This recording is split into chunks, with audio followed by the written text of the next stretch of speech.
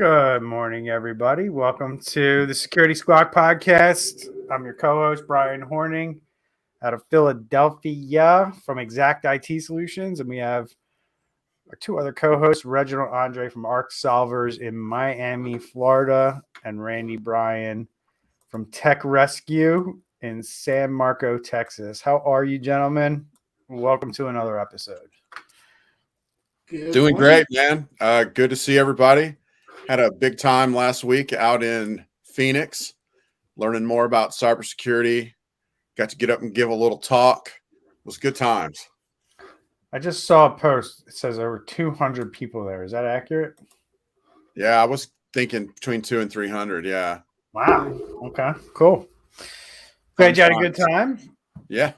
So, guys, today on the show, we're going to get right into it. We started a little late today, so we want to get all the content in. We're going to talk about a couple cyber attacks that nobody's talking about. They've been going on for a while, and they're affecting a lot of people out in the world on two very different levels.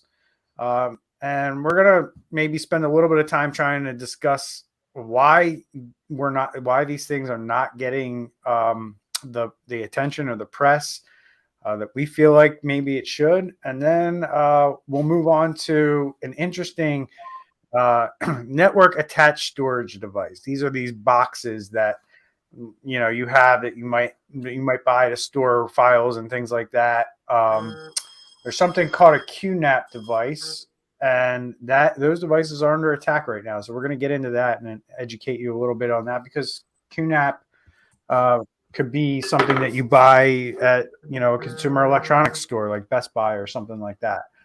And then we're going to get into some interesting data on what happened in 2021 regarding cybersecurity.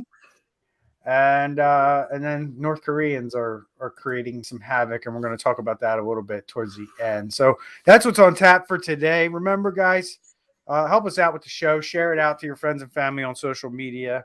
We have a Security Squawk Facebook page, and we stream live to that as we record this show live. If you can just go over there and share that out, type in Security Squawk, search for us. Go to our page. You'll see a post for this live podcast. You can share that out. You can head over to iTunes and download it there and give us a 5-star review. However you want to do it helps us grow the show. And every week we see more and more people interacting with our live podcast, and we also see more and more people downloading our show on their favorite podcast platform. So we thank you for that, and keep helping us spread the word about cybersecurity. And we'll keep putting out content to educate you and keep you informed about what's going on out there in the world. So, guys, let's jump into this. There's two here, right? Two that we want to talk about. We have R.R. Donnelley, and these are both publicly traded companies, if I'm not mistaken. I believe Kronos is as well. But we have R.R. Donnelley, which is the largest printing company in the United States, I think maybe even in the world.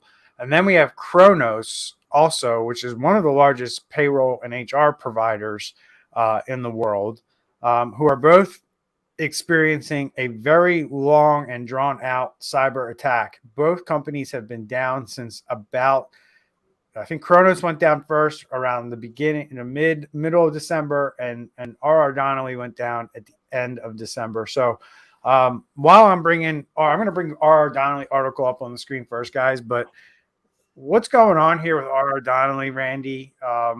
You seem to, when we were talking in the green room, know a little bit more about this.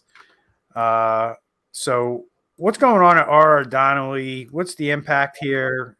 Fill us in on what's happening, because they don't have ransomware, and I think that's important to point out. So they officially told the government that it was a systems intrusion into its technical environment.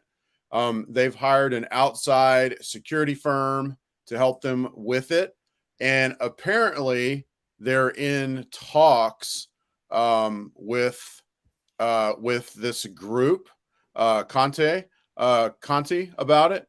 But I'm not exactly sure about that. And then also there is a possibility that there has been data leaked out of their system.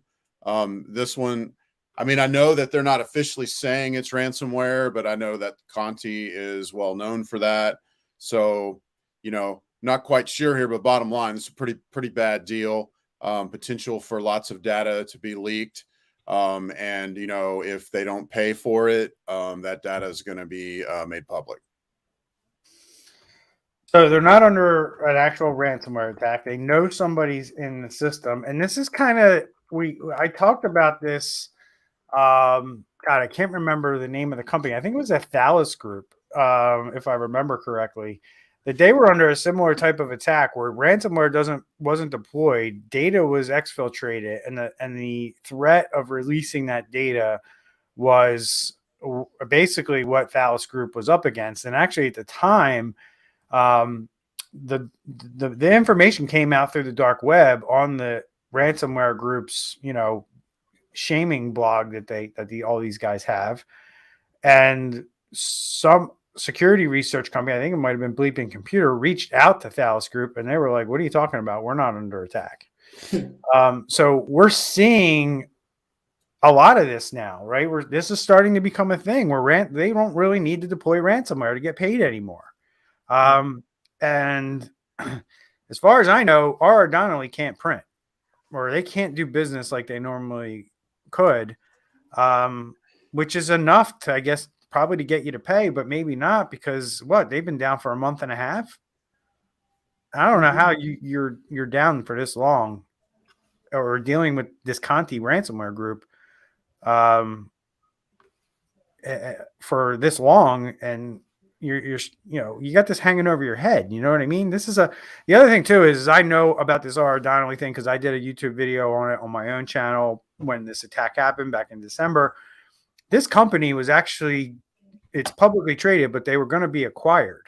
And there's actually, if you read it in early January, there's companies that are still making bids on this company, even while this ransomware group is basically trying to take over their network or at least cause havoc. This is a little mind-boggling to me because all these things that I'm saying are like, oh my God, like I can't imagine what's going on inside of this company. So, Andre, I want to flip it over to you and kind of build off of that. What do you think is going on at R.R. Donnelley? Publicly traded company, very large company. I don't know. I kind of get the impression that they're not doing much to deal with this problem, or maybe they are. Like, I don't know. This is going on for a long time. I don't know how this company manages to stave this off and stay out of the news at the same time. Yeah. So what we've been seeing a lot with these companies is they just start to get tight-lipped and they don't give the public any information to just kind of hide this and try to deal with it internally. But one perspective that I would look at as well is, why didn't Conti just turn on the ransomware? And my thinking is that maybe R. Donnelley had the protection, had enough protection where they couldn't deploy the actual ransomware to actually encrypt the files. But since they were in the network, they were able to exfiltrate the files and then, put it out to the dark web or whatever. What do you guys think about that? I was thinking about the same thing and wondering why they didn't. And it could be because we are seeing more and more data leaks. It could be, so they're in the system, which means they can do whatever they want. They're living off the land, if you will. And they're obviously not easy to get out of that system. Maybe they're going to start keeping ransomware as a tool that's available, maybe keep it in their back pocket, but they've got R.R. Donnelley to the table to talk about money. So there's not really a need to deploy the ransomware. Plus, maybe with everybody, having good backups, and maybe not everybody, but a lot of people having good backups, a pretty high percentage. We're wiping machines to come back, the industry wiping machines to come back from a ransomware and then restoring. Maybe we're going to start seeing more focus on the actual data and then them using ransomware as a backup if you won't pay for the data. Where last year was all about, we use the ransomware as the first call for money, and then the data leak is your threat as a backup. Maybe it's swapped. Maybe they're going to use the data leak as the main way to get your money and the ransomware as the backup threat. I agree with that 100%. So let's jump over to our other interesting attack, which is Kronos, which I'm pretty sure we talked about at least briefly on the show before. And a very similar situation, but we're talking about disrupting payroll for thousands of employers. And again, I did a YouTube video on my channel about this. And one of the things I can tell you from my experience is I got a lot of people heading over to my video, posting comments saying that their company is not paying them correctly.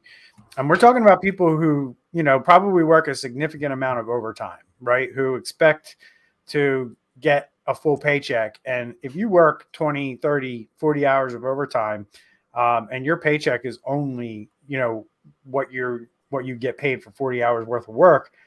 This has been going on for about 2 months for a lot of companies because they don't have their full system available to them. So they can only cut checks based on, information or paper or files. And it's making it very difficult for companies to do payroll, and is now affecting the average, everyday worker when they're dependent on this overtime work to pay their bills and to, meet their mortgage payment. And now their employer is just like, hey, we can't pay you the right amount because of this cyber attack, which personally I think is bullshit. You got to pay your employees, especially if they work overtime. And blaming Kronos and using them and using a cyber attack on another company as a scapegoat, we're way past those days in the business world with all the information and all the things around incident response and disaster recovery planning that you need to be doing in your business. We're way past those days of pointing the finger and blaming a vendor for something that you can't do in your own business. You need to have backup plans. And that's the moral of the story here. But let's jump into what the hell is going on at Kronos. Andre, what's going on here? How long have they been down? What does Kronos even do? Why is this such a big deal? And why, maybe in your opinion, do you think we're not hearing about this other than companies are just being tight-lipped? Let's take the angle of why isn't the media doing their job and covering these stories other than, maybe an article here or there that gets picked up from another industry publication. Yes, we're hearing this about this in the IT world, but when you're talking about payroll for probably 100,000 plus employees, based on the number of companies that run this software, Fortune 500 companies, federal governments, that's what we're talking about here. Kronos also outsources this software to be white labeled to be used in smaller payroll and HR companies. And those people are being affected by this. So all that going into why isn't ABC News, NBC News, CBS talking about this, at least on a weekly basis? We don't hear anything. So love to hear your thoughts on it. Yep, and then plus I have some insider news from someone who's suffering this attack right now in our county. So right. Essentially, a recap: Kronos is a software in this basic definition. So everything from fingerprint reader to the old school, stamp machine and things like that. And they're probably one of the top two, with ADP being maybe a little bigger than them. So Kronos suffered a ransomware attack, and therefore their systems would not work. So when someone clocks in and out, the recording of that, and for HR managers and supervisors to see that, because Kronos systems are down, now they're blind. These HR managers and supervisors are blind to see the clock in, clock out time, and therefore not able to pay, because as a payroll company, they're also the ones who deposit the money to the employee's check. So we have the other thing. That's a great point. The other thing too is they're the ones who also pay the government the taxes. Yep. So here locally, for example, in Broward County, I was speaking to someone. Let's just call him a source. And Broward County has 6,000 employees. And I asked him, hey, how's it been going? And he's like, we've been down with the Kronos. So although it wasn't his I don't want to say fault, because it's what you call supply chain, it's not necessarily their fault. But he's telling me that a 6,000 employee government entity is still doing paper and pen to this day, because there's no way to track who's coming in, who's coming out. So that was something really, really amazing for me. And he says they still don't know when they're going to be up. And then as far as why no one's talking about it, I personally think that there's a lot of other items happening in the news with, we talked about last week with Russia and cyber, with the cybersecurity stuff happening. And also I think that, the less talk, the less pressure that these corporations are now having to negotiate with these ransomware groups. So if less people are talking about it, it's less stress for them, and they can now try to restore from their backups and things like that. Or negotiate longer, right? Yeah. Makes sense. Okay. Randy, what are you thinking? I'm thinking it's news. I know I mentioned this a few podcasts ago. I'm thinking it's news fatigue. That our media is driven by clicks and driven by, what's going to get the most views. And that's just how it all works now. And, we as Americans have a horrible trait of, something's outrageous and horrible today. Well, 3 days from now, we forgot it, and we're on to the next big click thing. So I think it's a little bit of that.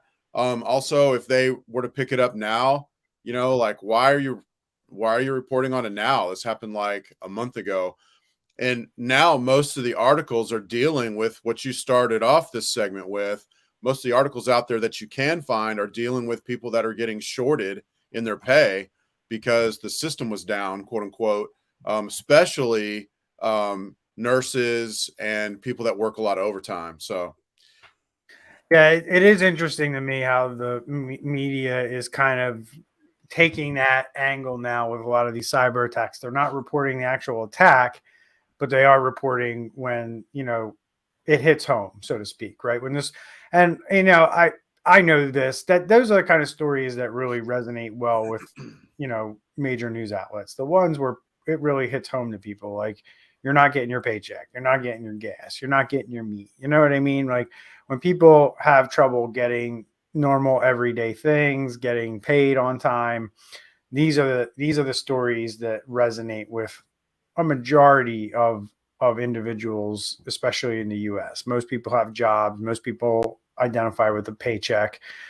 So you're right. It does make sense for them to cover the ramifications or the ripple effects of the cyber attack versus the cyber attack itself, because a lot of this stuff sounds the same, right?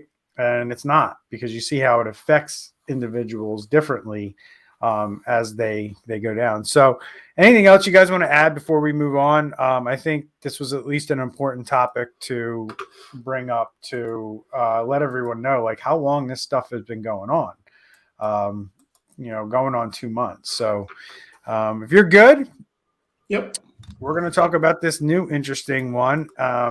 And Randy, I'm pulling up the QNAP one. Educate everybody on what QNAP is. Like, I don't know. What is it? I mentioned, obviously, it was a network attached storage device at the beginning of the show. So other than that, like, what are important things that people need to know? Where do you buy these things? Like, might I have one of these in my house and I don't know it? And I could potentially have all my family photos and videos encrypted? So the QNAP is one of the most glorious devices in the world if you're a nerd, because you can use it as what's called network attached storage. So you can use it as a storage device for backing up your data. It's used in a lot of corporations, even especially smaller businesses. It's used as a device to back up data on the network, but it has its own operating system. You can run virtual machines on it, so you could run several virtual machines if you had enough memory. The list just goes on and on. Like I said, it's like a nerd's paradise for people that like to geek out on technology. They are very prone to getting hacked, though. So if you have one, you have got to be on a regular, like, you've got to update it every single week at the absolute minimum, because They are out there. They're in a lot of businesses. They're a good target for the criminals, and the criminals find vulnerabilities, and QNAP puts out updates to abate for those vulnerabilities. But if you don't keep it updated, you're going to be running a pretty high risk machine there. Right.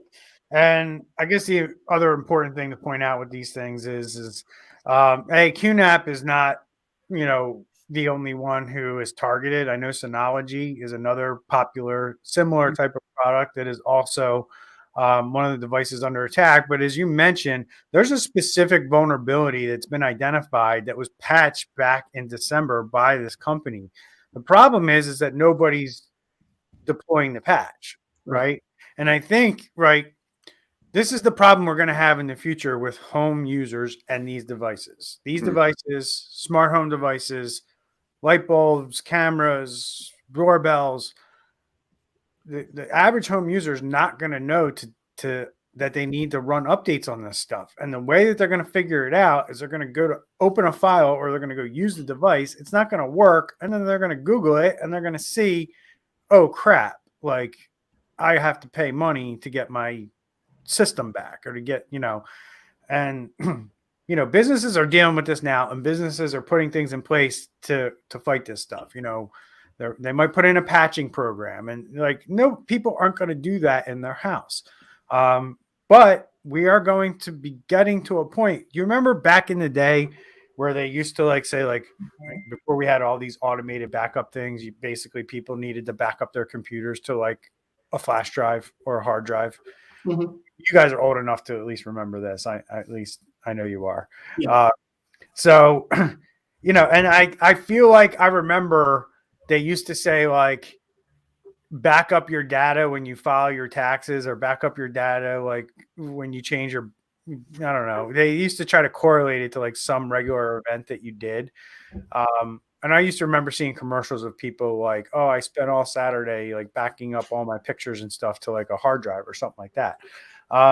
Now we've developed technology where that can kind of happen automatically. You don't really need to worry about backing up your pictures and stuff like that. In fact, you can download Google Drive and basically back up everything on your computer to Google Drive if you really wanted to, right? 10 years ago, that didn't exist. That wasn't an option. And that's the reason I'm talking about all this, is because that's where we are right now. In 10 years, we will probably have technology that will find devices on your network that don't have vulnerabilities in your house. Nice little app on your phone. You get a nice little alert, tells you, hey, this device on your network is vulnerable to this. You might want to check and see if it has an update. And if it doesn't, then your manufacturer is probably not supporting that anymore, and it's time to retire that device. These are things that are going to have to happen in the home, which are already things that we do in businesses. But this is coming to the home, to a home near you, probably in the next 5 to 10 years. And I think we will have automated things, systems. Maybe your Alexa will tell you when you have a vulnerability on your network. I don't know. Alexa is a vulnerability on your network. Wait, what? I am a vulnerability on your network. Please update me. Thankfully, those devices, I think Alexas auto update themselves. Mm-hmm. But something will come in the future that will allow home users to protect themselves better from these types of things. But right now, we're not there. So it's kind of on you to have some kind of reminder in your calendar. Maybe when you change the air filters in your air conditioning unit, you also walk over to your computer and go to the settings page of your QNAP device and click, check for updates, right? And get that thing updated. That's where we're at right now. And that's what we're here to do, is educate you on how you protect yourselves and how you beat this stuff. And right now, this is how you're going to beat the QNAP thing, unless you guys know of another way to do this. Am I on point? You just have to log into the system, and there's a place where you can go to do updates on everything. And or you might be able to set it to auto update.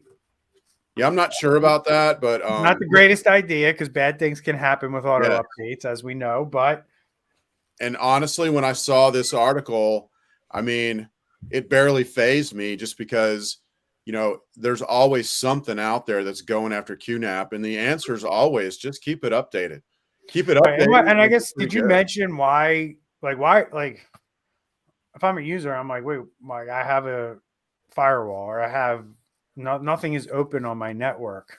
Uh-huh. Help people understand like how these devices are actually attacked, right? Are these only QNAP devices that somebody went and opened a port in their firewall and kind of expose it to the internet, or is there some kind of backdoor that they're using to get into these devices? Yeah, that one I'm not sure of. It's probably all of the above. It could be that they have ports open up to the network, to the internet. Right. Could be that all ports are open to the internet and they don't even have Well, a I firewall. think like these devices, like when you set them up, if it's a lot like other NAS that I'm familiar with, it will basically ask you if you want to, use like do your own DNS to like allow this stuff to be accessible to you when you're not at home or in your network, right? And when you turn that feature on, that's when you become vulnerable to this type of stuff. Like if you have just a device in your house and you're not kind of accessing that remotely, the chances of you becoming susceptible to something like this are probably slim to none. But there are apps built into these devices, as Randy mentioned. You can install all kinds of different things. If one of those APIs has a problem and they can hack it through that, that's definitely a possibility. We're not sure what's really going on here, but we do know that most home users just want the convenience, and they're setting up that convenience to access their pictures and their stuff remotely. And that's when, they become vulnerable. And that's what people don't have the awareness around it. When they say, yes, I want to be able to access my photos from anywhere in the world. Well, potentially so could everybody else. Right. Yeah, your average home user is probably not going to buy a QNAP. It's going to be somebody who loves, kind of deep diving into technology. And yeah, they have a service or an app, if you will. It's very similar to Dropbox. And instead of going to Dropbox, it even has a little syncing agent you run on your computer, but instead of going to Dropbox, it goes to your QNAP. What I'm thinking, my bet on this is that the way they're getting infected is a breach comes through, like maybe someone clicks on something in an email, and when that program gets into your computer, into your network, it's going to look and see how can it live off the land, how can it give itself further hooks into your network. And if they find a QNAP that's not patched, that's a great place to live. That's a great place for them to run their home base out of for your network, because it's a full-on OS. I believe it's Linux based, but it's a full-on OS, and there's so much you can do with it. So that's my best bet. That's how they're getting infected. And one last thing, you said, where do you buy them? You can buy them at like Fry's Electronics, Alltex kind of places. You can get them also on Amazon. So that's where people get them typically. Yeah, and also Best Buy. Yeah, and if your business, if you're heavy into audio, video, and like, for example, like local storage where you can't just have that stuff on the cloud, more than likely the person who set you up, especially if you're sharing this amongst others, they're setting you up with a NAS drive. And QNAP is one of the popular brands. So definitely look into it. Ask, what type of, do we have a NAS drive? If so, what is the brand? And even if it's not a QNAP, like it's been mentioned, these things hardly get updated. It's one of those things that just sits there and it does this thing and nobody touches as long as it's working. And those things are as equally as important as doing your Windows updates. All right, guys. So moving right along, we're going to try to wrap up the show here in the next 10, 12 minutes. We got 2 more topics to hit. This next topic, 2021 was a record year for data breaches. This is a PCMag.com article by Eric Griffith that was published on January 31st. And it says, scammers have a new focus. And then though the number of individuals targeted via data breaches was down in 2021, the number of data compromises overall was the highest recorded, according to the Identity Theft Resource Center. So let's dig into this a little bit. Let's talk about some of the data that we're looking at here. But Andre, you were the one that brought this to the table, and you were the one who kind of sifted through the data, and you talked about in the green room some important points that this article points out. So let's kind of dive into that right away, like the gist of what this data is telling us. Because it seems to me, just based on what I've read, they are hitting less targets, but richer targets, right? Yeah. So, Yeah, let's work on the definitions too. So we have data breach and then we have data compromise. So the right. breach is when they're in but don't do anything, and then the compromise is when now they're doing something with the data. They're using it in a bad way. Yep. Yep. So what other stuff do you got out of this article that's important? Yeah, so essentially what they're saying is that in the past years, they've been taking all of the information. They've been holding all of this information. And this year, 2022, is when we're going to see an era of now identity fraud, where they're actually going to be using your information to, sign up with credit cards, use your social security. So all of these articles that we've been talking about for the last 18 months, talking about this company has been breached. Now they have your social, now they have your email address, your phone number, all of that data that they've been now gathering. They're actually now going to start doing something with it. And a lot of times, as we talked about, they've tried to do ransomware on the business, where they try to get the company that they stole the information from. Sometimes those companies pay or don't pay, or it could just be double ransomware, where now that they're done with the A side, now they're coming on the other side, the consumer side, and now they're going to try to make some money that way. Yep. I mean, I just think about all the schools that have been hit, all the child information that these guys have now, where they could potentially, exploit somebody's credit at a very young age before they're even of that age where they'd even be applying for credit. So when they do go to apply for credit, they're going to find out that their credit's in the gutter because somebody's been abusing their information for the last 10 years due to a cyber attack at the school that they used to go to. Yeah. And that's going to be a thing that people are going to have to deal with in the future. Mark my words, write it down, take a picture. Brian just said it. And people in the future are going to be dealing with identity compromise way more than they are today because of these cyber attacks. Mm-hmm. This is one of those things that I look at that, like, as Randy mentioned earlier, we're becoming like desensitized to all of these attacks, and because we're like, oh, nothing happened. There's a treasure trove of information about you and me and Randy and Andre and everybody else in the world on the dark web. People are right now working tirelessly to figure out how to monetize this and how to use this stuff. It won't be long before massive fraud is happening in the world because of these cyber attacks. And just look at these numbers. Just because it didn't happen 5 minutes, 5 hours, 5 days, 5 weeks, 5 months after the cyber attack, it doesn't matter.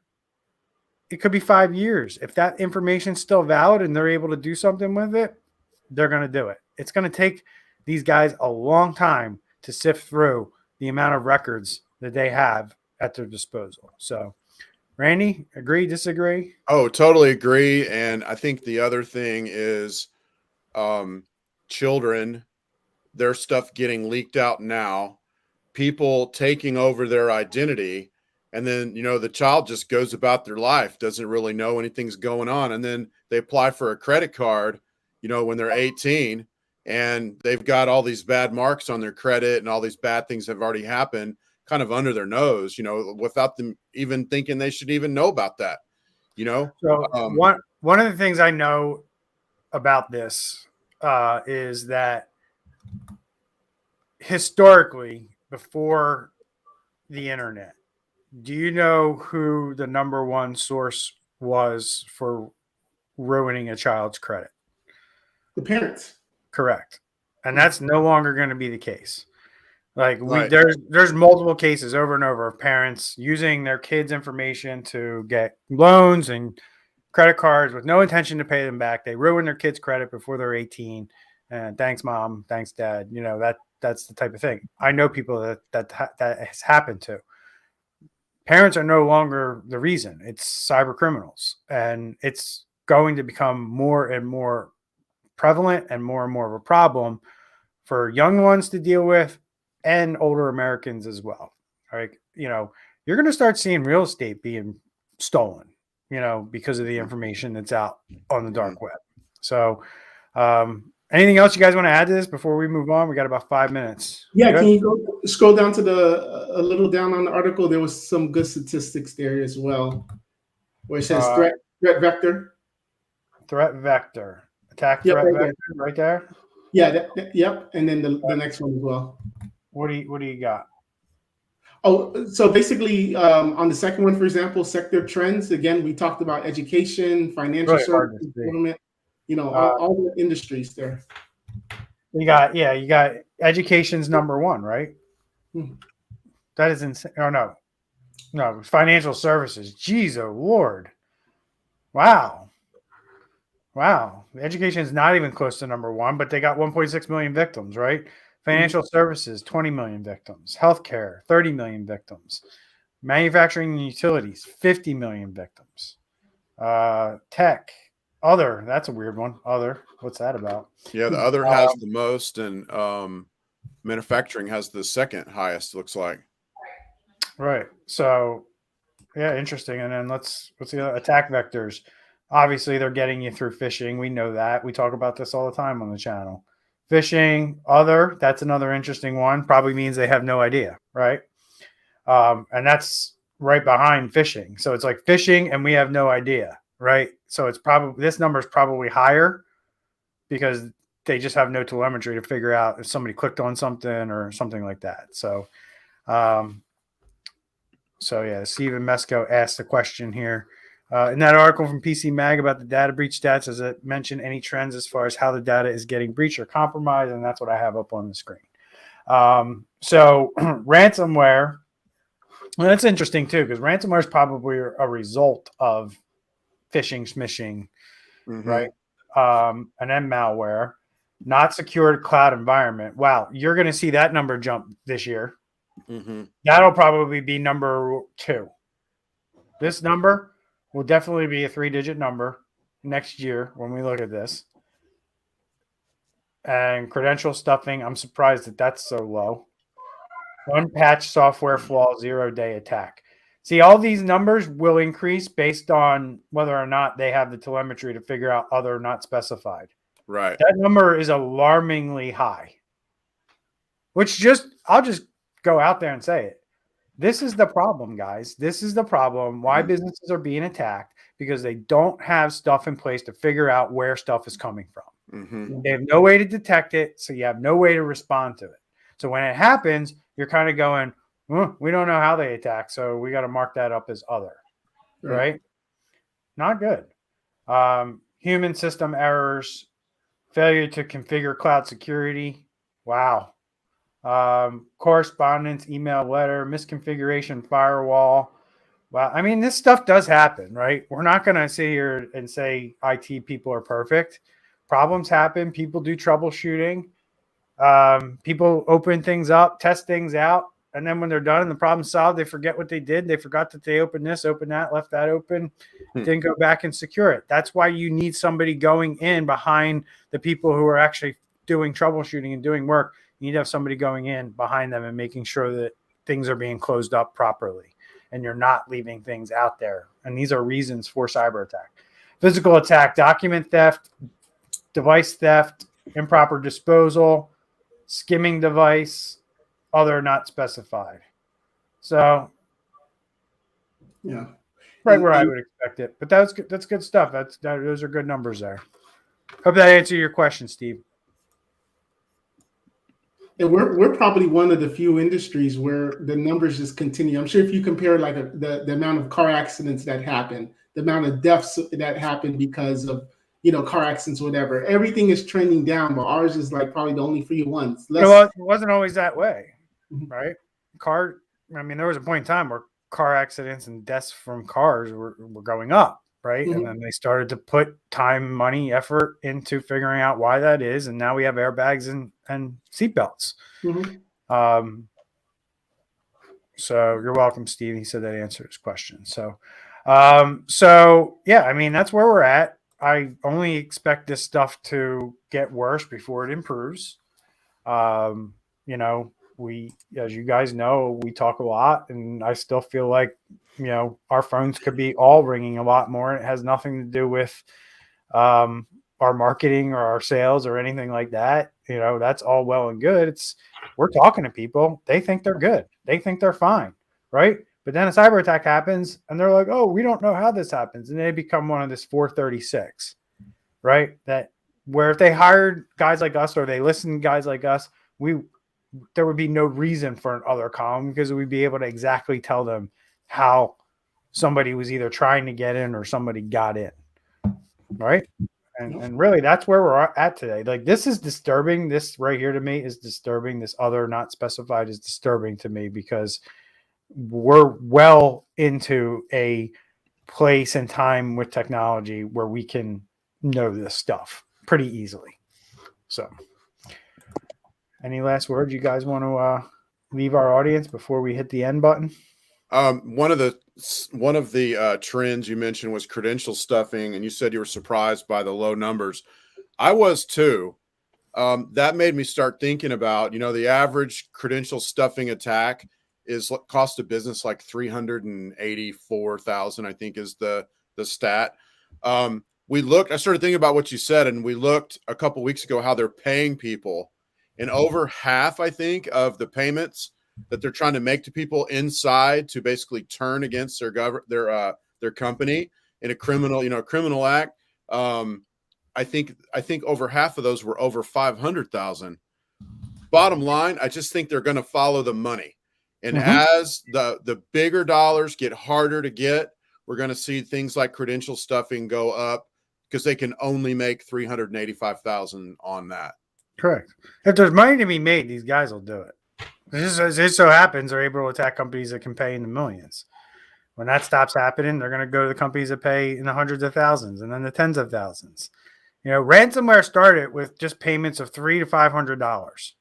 And then these guys realized they could ask for a lot more, and the game changed. Right. Yeah. Wrap it up. We got one more comment from a fan.